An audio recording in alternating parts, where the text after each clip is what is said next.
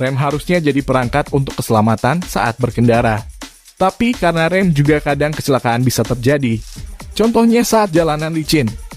Rem yang terlalu pakem justru bisa mengakibatkan roda slip dan terjadilah kecelakaan. Namun sekarang ada teknologi ABS.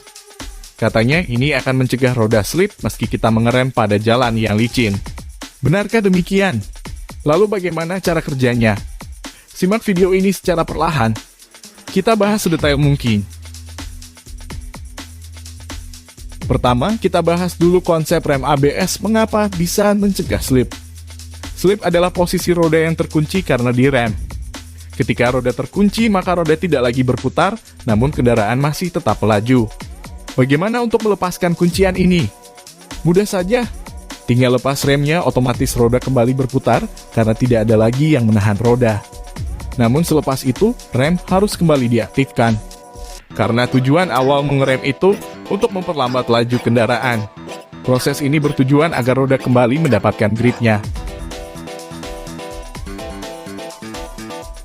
Jadi ketika roda terdeteksi slip, sistem ABS akan menetralkan tekanan fluida. Sehingga roda bisa muter lagi. Ketika roda baru muter, sistem ABS langsung menaikkan tekanan fluida. Jadi rem aktif lagi. Kalau diilustrasikan, maka konsepnya kurang lebih seperti ini. Tapi proses itu berlangsung sangat cepat, sehingga kita tidak merasakannya. Di bagian kedua, kita bedah di dalam sistem ABS itu ada apa aja. Bagaimana cara kerjanya? Komponen yang paling khas pada sistem ABS adalah unit pompa ABS ini. Komponen ini punya banyak sekali selang hidrolik rem. Komponen ini sudah sepaket lengkap yang terdiri dari pompa hidrolik untuk menaikkan tekanan minyak rem. Ada juga katup hidrolik untuk menaik turunkan tekanan minyak rem, modulator untuk mengatur kinerja katup, dan ada soket yang menghubungkan sensor putaran roda. Jadi ketika kita menekan pedal rem, tekanan minyak rem akan naik dan katup inlet akan menutup jalur minyak rem dari pedal. Sehingga tekanan minyak rem dapat dipertahankan dalam posisi rem aktif. Ketika salah satu roda slip, itu akan terdeteksi oleh sensor roda.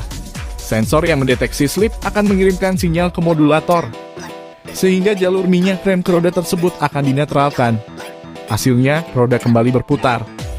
Ketika roda sudah terdeteksi berputar, sensor kembali mengirimkan sinyal ke modulator untuk membuka jalur minyak rem. Hasilnya, rem pada roda tersebut kembali aktif.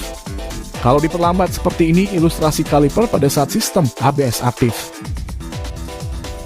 Semua proses tadi berjalan secara otomatis. Jadi, pengoperasian rem ABS ini sama saja seperti rem hidrolik biasa. Saat kita lepas injakan pedal rem, sensor tekanan akan menginformasikan ke modulator untuk membuka katup inlet. Sehingga minyak rem bisa balik ke reservoir dan rem terlepas.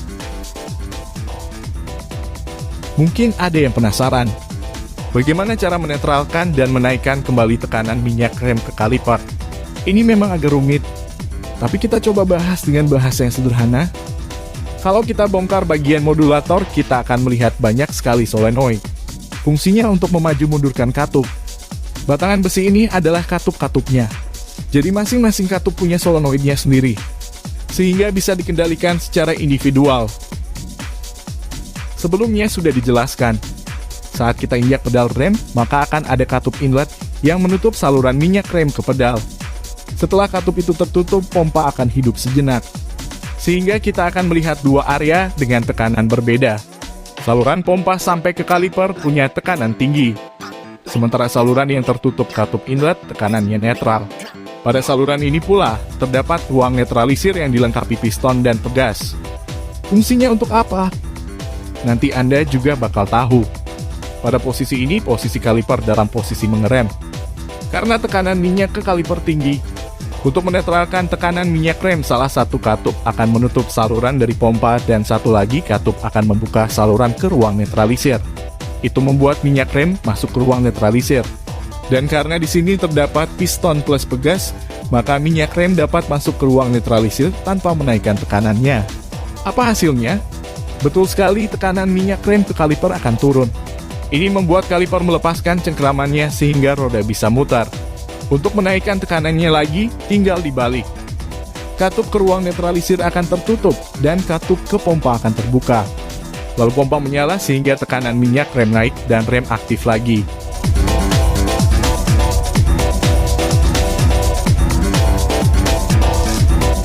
Cukup canggih bukan? Subscribe channel kami untuk mendapatkan pengetahuan otomotif lainnya.